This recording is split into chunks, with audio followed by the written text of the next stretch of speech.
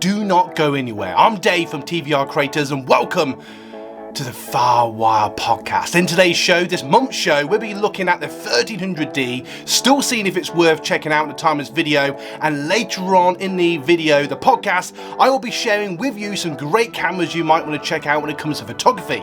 If that sounds interesting to you, don't forget to like and subscribe. And I hope you enjoyed today's podcast. Now, if you're looking at something like the 1300D or the 2000D, look no further, because in this video, this podcast, I really do plan to share with you why this camera is still worth checking out. And as I've just said, later on in the podcast, I want to share some worthy mentions if you've got a bit more money to splash out. And I just want to share with you the Canon 2000D is a great entry-level camera. And as you're looking at these cameras, I'm assuming you're looking at photography. The cameras I'll mention later on will be more video cameras, but this is definitely more a photography camera. Now, not to say you can't do video with this particular camera, I just personally wouldn't recommend it. Basically, it doesn't have a flip screen, it doesn't produce the greatest video quality. These really are more for entry level. I want to take photos away from my phone, and this is why. Now, the 1300D is basically the older version of the 2000D, and it's much easier now to get the 2000D, but this is a camera I had laying about. Very similar cameras, it's just obviously a bit better. So what's nice about these, they feel nice and professional, they feel nice to hold, they feel nice, they look good. I love the fact they're interchangeable lenses. Now, this is an SLR camera, has a very nice sensor. There you can see, there you go. Oh, I love doing that. And what's really nice about this, now to begin with, for beginners, you might go, oh no, look at all the buttons. Now, I would highly recommend, now there might be some people disagree, but I would highly recommend put it into the green or white automatic, because on the 2000D, I think it's white, on the 1300D, it's green. Put it into the A anyway, the automatic, and let the AI of the camera do all the heavy lifting for you, and the brains of the camera will do it all for you. Just put it into, put it into automatic mode and just start taking pictures. Now, you hit the photo button on the top there, and you just go, click, click, click, and this is really nice for taking those first photos away from your phone. And it really is down to lighting. I personally would say these are really good for taking photos outside of whatever you're taking photos of, if it's family members or just landscapes or just places you're visiting. And that's definitely a camera worth checking out. Or you might want to use one of these as a startup business. I know people have done that as well, you know, taking photos, because, you know, it's just nice. It feels more professional to have something away from your phone. So you're not taking photos, you get binged by social media every 2 seconds, which is really, really cool. But these are really easy to use. What's nice about this, they do have manual mode. So if you're feeling a bit more daredevil, you can play around with shutter speed and ISO. That basically just means that you just change how much light goes through the lens and hits the sensor. So if you're in a sort of a dark environment, you might want to extend the shutter speed and the ISO and all that sort of jazz. And vice versa if it's very bright. If you're outside and for whatever reason it's just one of those really bright summer days, you might want to play around with that. And you can get frames for the lenses. You can get actually like filters that filter out some of the light, make it look more professional, that sort of thing. I personally wouldn't bother when you're starting out. This does come with an 18 to 55mm lens, which is perfectly fine kit lens that comes with the camera unless you bought it as a body only. And definitely check out second-hand versions of these, especially when you're starting out. It's not worth spending the earth on the camera, especially because, you know, I know lots of people that have, you know, got a camera, their first camera, and then have not used it for a long time and end up getting something else when they feel a bit more confident with it. But I would definitely say, come on, check out this camera. Now, what I like about the 1300D, the 2000D, and even the 4000D, they are all great cameras. They're great entry-level cameras. If you don't want to spend the absolute earth, you can now get a 4000D, which is basically the 1300D, just slightly newer. Now, it does go into video mode, but like I said, if it calls in sort of HD, if you call it that, but I definitely wouldn't, you know, expect it to be brilliant because they're not really designed for video. They've got that feature, but they're very much photo cameras, very much photo cameras. Now, I do like the fact you have the screen on the back, so you can play around the sheds. You can play around the settings and stuff like that, which is really handy. But if you know, you can see what you're taking photos of.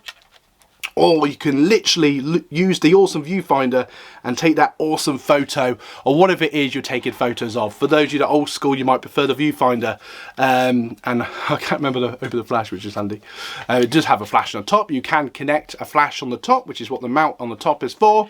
It doesn't have a mic jack, so you can't attach microphone. It does have an internal microphone, again, for that sort of basic HD video, but personally don't expect much. I know it sounds like I'm down, but I don't want people to think, oh, I'm going to buy that's my first video camera, and then wonder why your phone does better. This is very much for take, and it just takes a very nice photo, especially if you're outside in the sunlight, or if you've got some good lighting like I've got today. My key light today is a nice little floodlight that's flooding around the studio.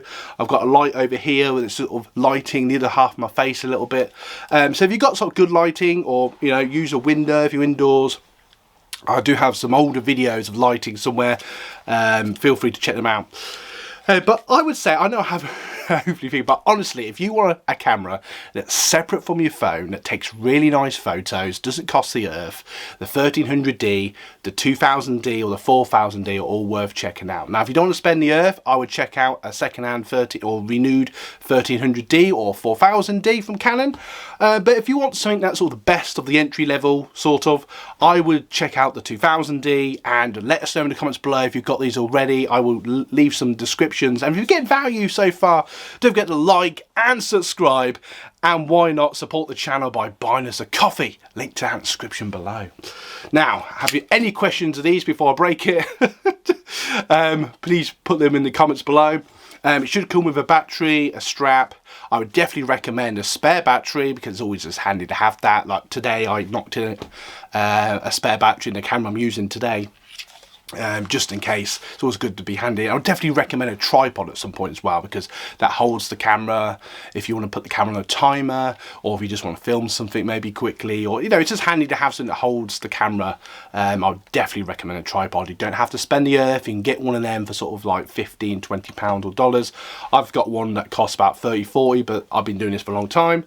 But any tripod will do. I would recommend one that's at least eye level when it's fully extended, or slightly higher, just because it gives you more of a range and you can be more creative with the camera. Any little things I can think of, obviously you can change the lenses. I do actually have a bigger lens, so if you want a more narrow shot of things further away, I've actually got a 75 to 300mm. This is a very nice little lens.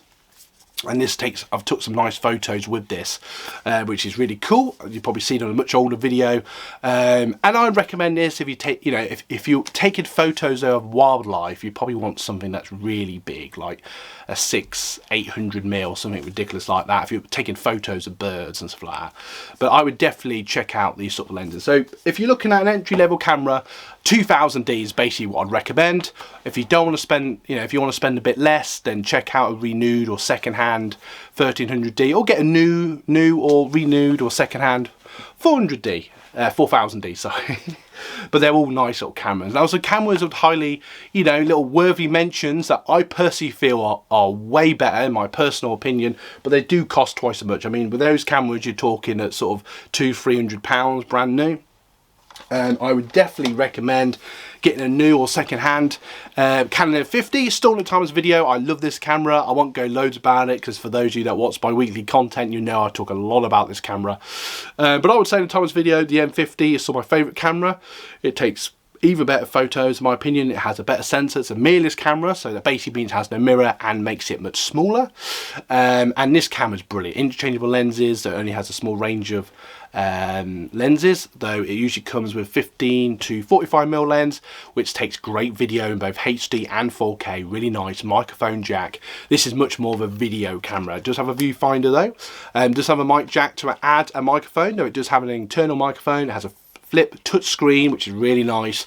It's actually the same camera I'm pretty much using today. This is actually the Mark 1, and I'm using the Mark 2 of the M50 to film this video, so you get an idea of the sort of the video quality. But I won't go into too much detail, but same sort of principles apply. Put into auto, take those photos, and honestly you will not be let down. You can get one of these now for sort of 300-400, sometimes even less if you shop around. Bear in mind, deals change all the time. Links to all these cameras I will throw in the description. But honestly, see what you can find, because you get some great deals. And personally, the heavyweight of these, if you're willing to spend a bit more. Now, some of you out there might go, oh, I want to spend thousands. Honestly, you don't have to spend thousands. If you're professional or have way too much money, then you can spend thousands on the camera and take the most amazing photos that will blow anyone out of the water. But I'm just, you know, I want to share some cameras with you that are affordable for most people, that don't cost the earth. They might sound like they do, but they really isn't compared to how you can spend like 4,000 or 5,000, if not more, on a camera. But personally, I think that's ridiculous for a first camera. But this is definitely the powerhouse of my personal collection. It's the Canon R50, which replaced the M50 about a year or so ago at the time of this video. All the same principles apply. It comes with a very nice 18-45mm, takes fantastic photos and all light. Great video. It's definitely a future-proof 4K camera.